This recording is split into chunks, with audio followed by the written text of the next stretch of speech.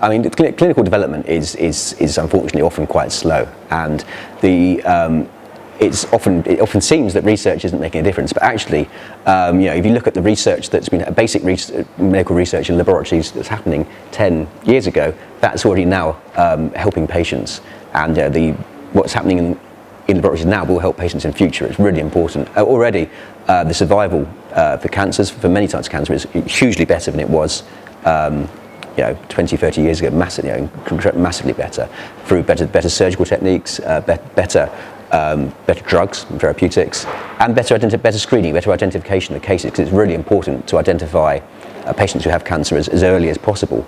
The earlier we can treat them, the much better we get, much better outcomes. So some recent examples are the invention of immunotherapy. I mean, this is something which was initially getting to be invented maybe coming up to 20 years ago now. Now it's making huge differences clinically for a lot of patients by activating the patient's immune system to attack the tumour.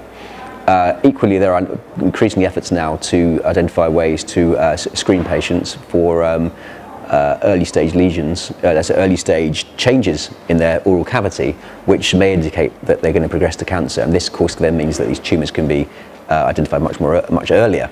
So that's a huge area of research which I think is starting now to have some clinical impact.